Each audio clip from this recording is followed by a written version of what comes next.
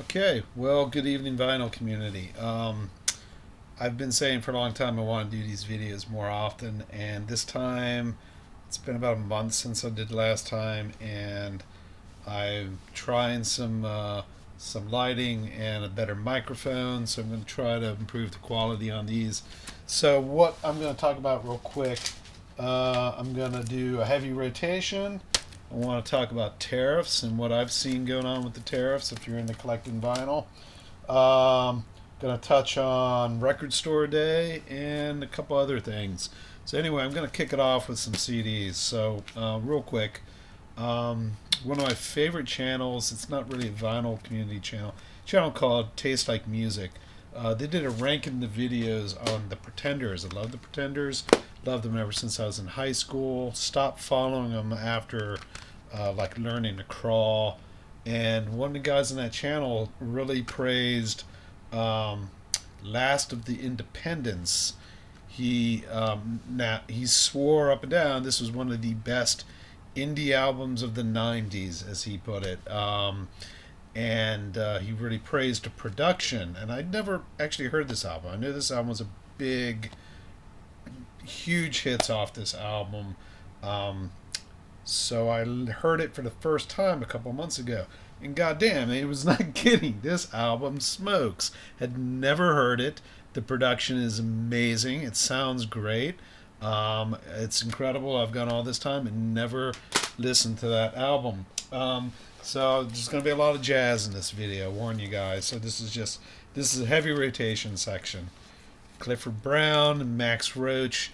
It's a classic, highly regarded in the jazz world. Recorded in 1956. It's got Sonny Rollins on it.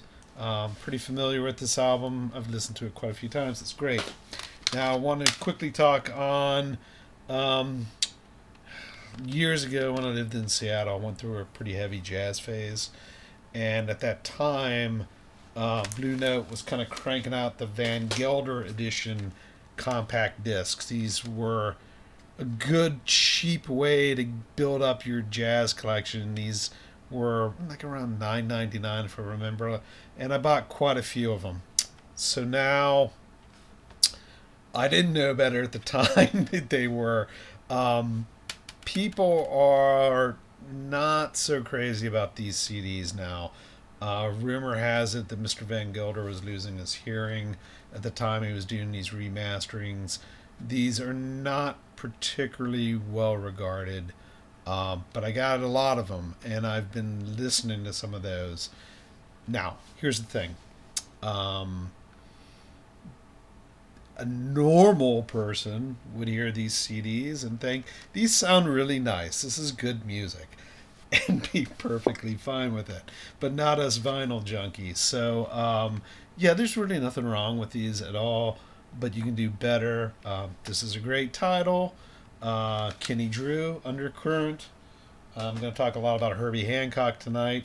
This one I listened to just the last week or two, Speak Like a Child. I probably am going to upgrade to a vinyl copy of this one because it's just so damn good. This is this is one of the better albums, discs I've listened to in the last couple of weeks. There's going to be a lot of piano jazz in this episode. I'm slowly getting into Bill Evans. This is a new album for me. I heard it for the first time. Was really floored by how good it was. This was one of the ones I picked up at the Capitol Audio show that I talked about a couple weeks ago. Been listening to a lot of Ray Charles. Someone told me that this was considered one of his best albums. Bought it about 2 years ago. Was not that impressed with it, or just didn't land with me. Then I listened to it again this week, and what the hell is wrong with my hearing? It's amazing. It blew me away how freaking good it is. It's, my God, is it good. So I remember at the time I was looking for a copy, and $3.99 at my local record store. They had several different copies of this. This particular one was from 1988 and was put out by Rhino. So I figure it's Rhino. They'll do a good job with the remastering. And yeah, I wouldn't mind hearing an original vinyl of this, but this Rhino pressing sounds pretty darn good to my ears. So, an amazing album. Um, so, lastly, classical. You know,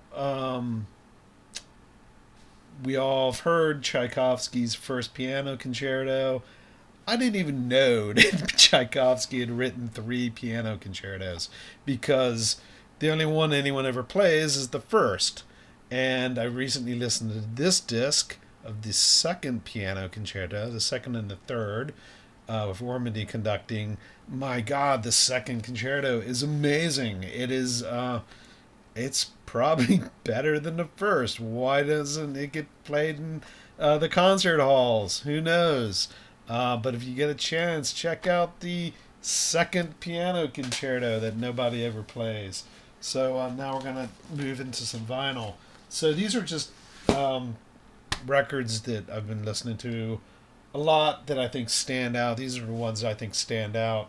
Um, Ahmad Jamal. This is a compilation album of some of the highlights from his time on Impulse label. This might be my favorite record that I've listened to in the last month. I was just astounded by how good this is. This is another one that I got at the Capitol Audio Show. I have shied away from original jazz.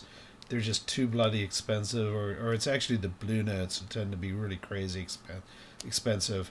I lucked out, man. This guy got me an original 1965 mono, and I only paid about 35 for it, which for OG jazz on the Blue Note label, I couldn't believe I scored this at that price. But it's Donald Byrd, so it's great. Another compilation album. Dexter Gordon, some highlights from his 60s period on Blue Note. Um, I'm sure these are just kind of, compiled from a lot of those albums from that period. I'm not really a huge expert, but what you got here are two heaping slabs of vinyl with some of the highlights of his 1960s output on Blue Note. I was blown away by how good this is. Sometimes I really like a good compilation album. This is a recent album that just came out. It's not that Kind of Blue has only recently come out, but this is yet another reissue of Kind of Blue on Analog Productions. They've corrected the speed. There's an issue where the tape was running the wrong speed, and the version everyone's used to is technically wrong. It's corrected. There have been other editions of this album that had the speed corrected. Apparently, I don't know. This is an audiophile pressing, speed corrected. I've heard different versions of this album, and this one is just amazing. And it's some jazz experts have chimed in on this and praised this pressing, and I can't imagine there being a better one out there. It's such a classic album. This is a very recent reissue, but man, yeah, they did it right, man. This is definitely a very fine repressing of what I believe is the best-selling jazz album of all time. Cannonball Adderley plays on that. Cannonball Adderley is on this album. So is Bill Evans, who's also on Kind of Blue. But yeah, this album is one that I was a little familiar with. Know what I mean? Cannonball Adderley. Unbelievable. Okay, something other than jazz. This is Love and Rockets, spin-off band from Bauhaus. I've never been all that crazy about Bauhaus, but I love Love and Rockets and Peter Murphy. I had never seen a vinyl copy of this. Came out in 1987. That's right around the time that they were trying the best to kill off vinyl and doing a really good job of it. So there probably weren't that many vinyl pressings of it available. Saw this at one of my local record stores. Didn't hesitate. I'd never seen this on vinyl before, and it's a nice clean copy. This is what the label looks like. So Okay, I want to talk a little bit. First of all, I want to show you guys this. Yes, Steve, it's a copy of Revolver. We've all heard it a million times. There's a channel called Parlophone. I forget the name of the channel. This guy's an expert on the Beatles, and he praised um, German pressings on the Apple label from Germany in the 70s. He said this was as good a pressing of Revolver as you would ever hear. And as we all know, apples are a lot cheaper, easier to find than, say, an original Parlophone, an original from the UK. And I've struggled to find a really good pressing of Revolver. Um, was not that thrilled with the recent remix of it. I've liked all of the other, God, what's his name? George Martin's son. I really liked his remixes, but for some reason I was not that thrilled with the Revolver. But anyway, this did not disappoint. So it's from Germany, the mid 70s on the Apple label. Very clear bass. It is stereo because, as we all know, mono was deader than disco in the 70s. But yeah, I wanted to hear this and it didn't disappoint. So I had to order this from Germany, and it just arrived today. I just listened to it before I cut this video. Um, Arrived DHL. It arrived incredibly quickly. Sucker came from Germany and was here quicker than I've gotten domestic stuff shipped to me. No tariff, no problems. Because I've been trying to follow what's going on in the news with tariffs, and it's bloody confusing. First, my understanding was anything that falls under the de minimis exemption, that means anything that's less than, I think it's like $800. It's small potatoes and they don't charge it tariffs, supposedly. But then my understanding was de minimis went away, so now they're charging it on even small packages. Supposedly vinyl is exempt. It's one of those things they're not supposed to tariff. I've heard stories that good luck explaining that to the post office. They charge you a tariff when your package arrives. I've heard horror stories about people's packages getting held until they pay a tariff that costs more than the record itself. I placed one other order before this one from Germany. I placed an order from Japan. Got some Depeche Mode. I wanted to hear how this sounded on CD. It's got the Obi. Got a Japanese SACD of this sucker. So that was about 2 months ago. I placed that order. Took forever to get here. The day it arrived in the mail, I get this message saying, being held at the post office. I thought, oh, fuck, man. They're going to charge me a tariff. So I see that text coming, and I thought, oh, man, my package, God only knows what this is going to cost. An hour later, I walk out my door. There's a package sitting there.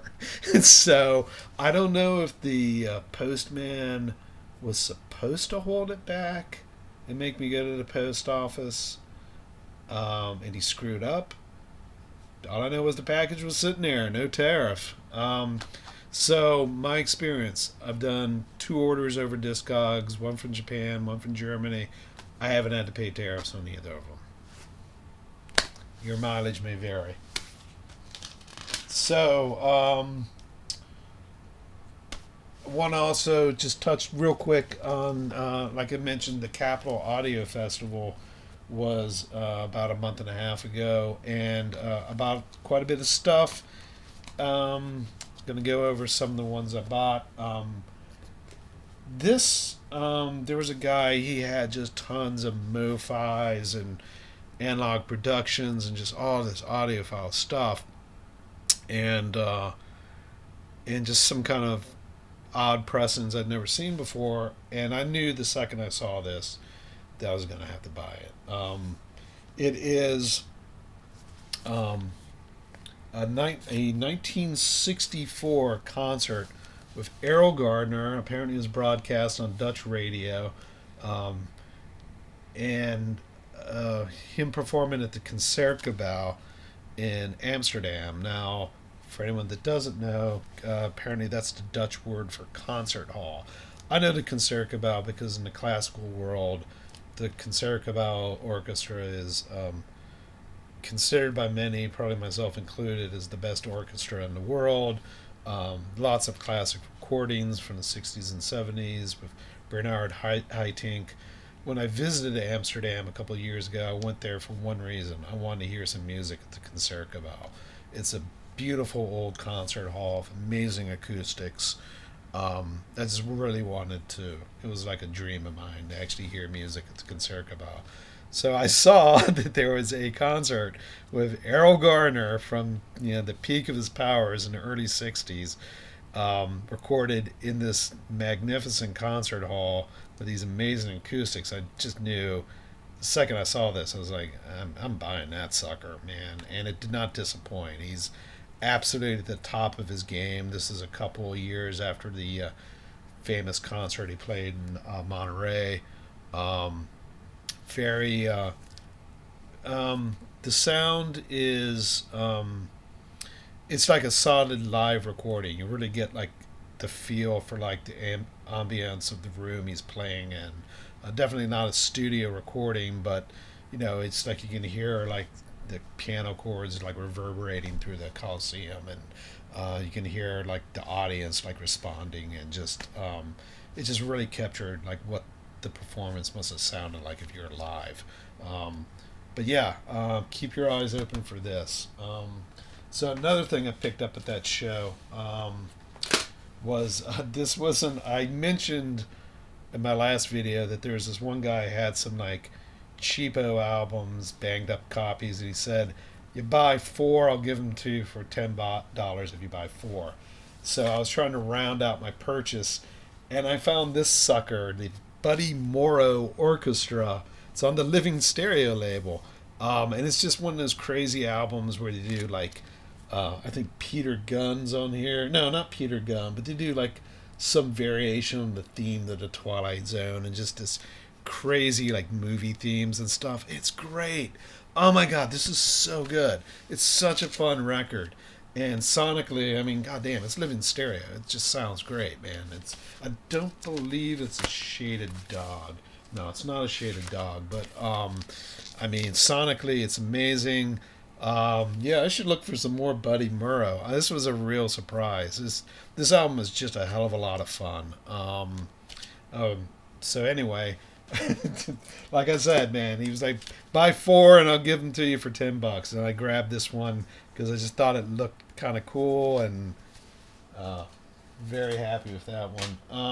So I did not get this at the Capitol Audio Show, but that guy, he had a pressing of this. It was like on one of the audiophile labels. This is not that pressing. It's I believe this is. Anyway, yeah, it's not important. But anyway, this is the pressing I got. For years, this was only available as an import from Japan. This got repressed. I don't know. This is the one I got. It's a more recent repressing, and I could have put this in the heavy rotation section of the video because I was listening to it about 3 weeks ago, and I just think it's amazing, man. It's so good. It's Herbie in the '70s. A lot of material from Headhunters and the Thrust album are on this. The performance is just mind-blowingly good. And apparently there's an audiophile pressing of it out there somewhere. But yeah, I'm a big I may do a whole video on Herbie Hancock at some point, but this is one that I really recommend highly. So gonna talk real quick about Record Store Day. So we had our Black Friday Record Store Day. I'm gonna got a couple albums. I'm just gonna mention the two I've actually listened to so far. talking a lot about jazz, talking about Herbie Hancock. I did pick up the Miles at the Plug Nickel, so this is one set. If you don't know, there's going to be some monster 10 LP, like all 2 or 3 nights at the Plug Nickel, multiple sets for each night. Something crazy, and like, no thank you, no thank you. But they put this out for Record Store Day, which is just one set from one of the nights. Um, I think that this there, I think you could probably still find copies of this floating around. I think they pressed quite a few copies of this one because Record Store Day, some things sell out immediately, and some things haunt your record stores for years to come. I think there were quite a few of these pressed, if I remember right. The other one I got is a new album by Jessie Sykes and the Sweet Hereafter. Now, she's an artist, a band that I listened to a lot when I lived in Seattle. Huge fan. This is the first album she's put out, and I think her last album was 2011. It's been a while. Finally got Jessie. Come on, you're killing us. She finally put out a new album, and man, it did not disappoint. It's spectacular, and the pressing's great, sounds great, vinyl's dead quiet. And I want to say that there's like a lot more acoustic on this album than her last couple albums. But yeah, she did not disappoint. It's nice to finally hear a new album from her. It did not disappoint. And speaking of Record Store Day, I've mentioned this before. A lot of stores get these Record Store Day titles. Some of them don't sell. Sometimes the stuff shows up days or weeks after Record Store Days. They finally show up. So a lot of stores have bins where they have stuff from Record Store Days in the past, and you can find some of those some really great titles that were holdovers. They're still sitting around from Record Store Day, and everyone's so jazzed about Record Store Day when it happens, and then they forget about these albums that they just bought. So I frequently kind of revisit the ones I bought, and this is a Record Store Day release from a couple years ago, maybe floating around out there.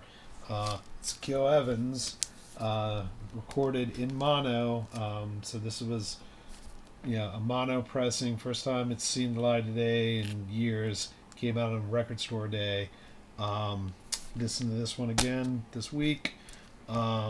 Keep your eyes open for this one. So this is, sorry about the glare, it's terrible. But yeah, if you got a store and you got a Record Store Day section, you might consider this one. I like Gil Evans. I think Miles Davis's best stuff was the stuff he did with Gil Evans. So I'm going to touch on one other topic here real quick. One of the other, I forget his name, but someone else on one of the vinyl community channels threw out a topic which I thought was kind of funny. He said, "What's the cheapest record in your collection?" And so it's pretty easy to sort your records by price in Discogs. Now, in my case, I did that. There was a bunch that the price was null, so it sorted those first because apparently the sort considered null prior to. And then I started getting some actual titles, and I forget the first two were classical albums, vinyl, and they were like, yeah, I could see that was, just, we all know that, like, for the most part, classical is like a dime a dozen. But then, like, the next title, some cheap thing that it's like, just only like $1 if you're lucky. Yes. Last of the Independents was apparently this album, so was the 90s, so I'm sure there were like tons, and this album sold like crazy. So yeah, I imagine these are like, you can use them as coasters. I'm sure they're a dime a dozen. Go figure. And then the next cheapest item on this list, and this really surprised me, because it's a 2 disc set. Vivaldi, played by Isaac Stern, and I guess they're right because I got mine for $1.99. The price tag's still on it. Um, so yeah, Isaac. Normally these days, when you hear Vivaldi, you would kind of go for his period instrument approach, and I could see that, like, you know, uh, you know, Isaac Stern with Eugene Ormandy, or the New York Phil. That's not the period instrument way of doing things, but I really like this set. And the reason I bought this disc was I wanted to get it on CD, because for years I've been listening to this album. Some of the CD is pulled off of this album, which is Stern and David Oistrakh playing Bach with Ormandy. It's the Bach. There's Bach and Vivaldi on this disc. The Vivaldi shows up on this disc. Um, you see this album everywhere. This shows up all the damn time, and I've bought multiple copies of it just because it's always in the dollar bin, and it's a great album. Eugene Ormandy's one of those guys. He can just play so many different idioms and play them well. So Bach, yeah, yeah. It doesn't feel like dated, or it's not period instrument, but he seems to kind of get the idiom, and it doesn't feel like overkill. It's not it's not like overly sappy or syrupy or that kind of stuff. And I see this album everywhere, so I've bought several copies just because I'm like, if I can find a nice clean one, I can always listen to this again. And in fact, this particular copy I just bought last weekend. Why? Well, I've given up on garage sales and estate sales. I really don't do that anymore. But I was running some errands on Saturday morning, and I'm driving out of the parking lot, and I see a sign, estate sale going on right now. And I'm like, fuck. Well, I'm right here, man. All right. Let me go in there and see what we got. And it was just garbage. It was just a lot of vinyl in this house, but it was just all garbage. But there was quite a bit of classical, but most of it was just like I don't know, just stuff I wasn't gonna get. But there were a few.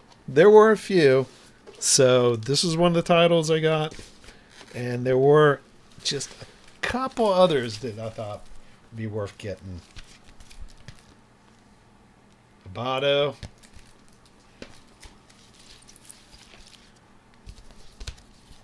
Rachmaninoff, Ormandy conducting. I believe this is a 2i. It's a 6i Columbia. So, and as always with classical, the vinyl looks like it's in great shape because it's classical.